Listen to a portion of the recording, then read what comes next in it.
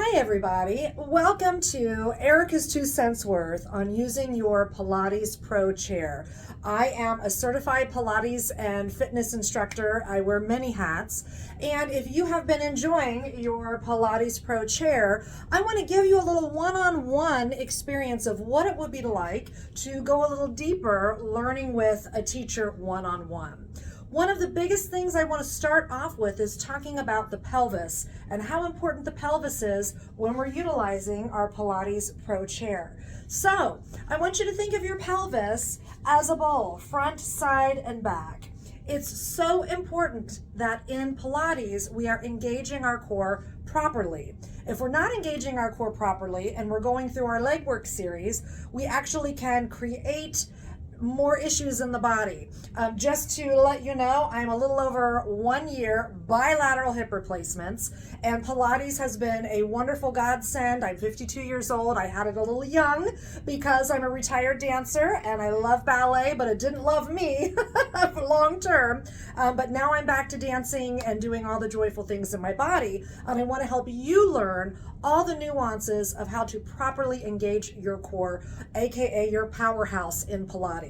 So in essence, our powerhouse in Pilates can be from our shoulders to our knees, this whole area of our body being our center. If we move from our center, then we're moving more safely, we're moving with control, and this is just a wonderful benefit of Pilates. So I want you to take your abdominals, just standing up in front of your chair, scoop your abs in and up. I want you to feel that scooping in and up while we feel shoulders stacked over hips, ears stacked over shoulders. Now from behind, if you were to put your hands here above your derriere, you're going to feel a butterfly-shaped bone called our sacrum.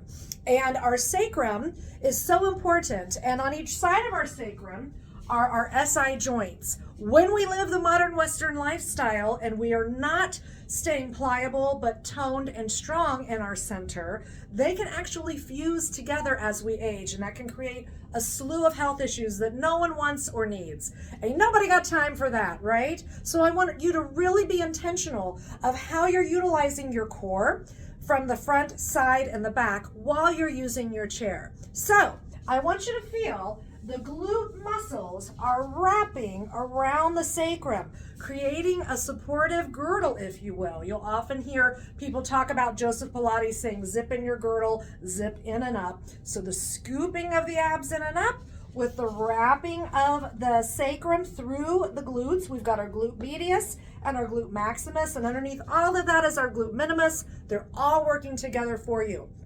So you may be asking me, Erica, how does that affect me when I'm on my chair? Let me show you how.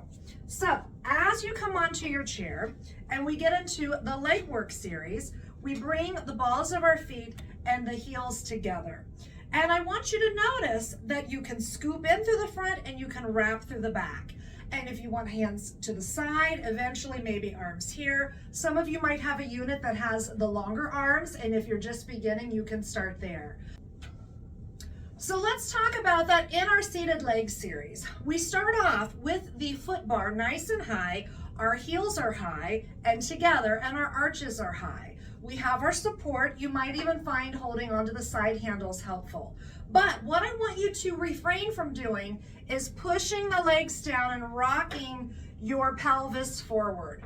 That's cheating, and it's not bioatomically correct. So from here, we want to feel the whole base of the pelvis, the pelvic floor, staying supported from front to side to back. And as I push down, pushing down is the easiest part, especially on the lighter spring setting. So as you push down, keep the abs centered as you bring the legs up. Often I see students when they're on their chair, they're so great at pushing down, but they stay down and they arch forward. I want you to have a full range of motion through the joint to where we push down and then we keep the pelvis stable as we bring the legs up. And eventually we'll go to 20. For the purposes of this video, we're going to cut it short. When we come to, let's do arches, like we're perching, a bird perching over the pedal, I want you to let the toes curl forward so that the arch has a slight curvature. From there, again, finding that you're scooping through the front, you're wrapping the glutes to the back, and we're staying centered on our chair versus moving and sliding. As we push down, we inhale, we exhale, return all the way up. The more advanced you get, the more you'll be able to bring the knees up without moving through the pelvis. And the same is true when we get into our side series or turning around the opposite way. So when you get to your side series, you want to find where you have the right alignment that you can keep your pelvis square. What we don't want is what we call a hip hike, one hip higher than the other, and it's really easy to do. And again, if you have a unit that has the longer handles and that's helpful for you, you can utilize that. So from here, as I come down into my movement, I want to feel that I keep the pelvis as square as possible. That means I've got to wrap my girdle, abs in and up.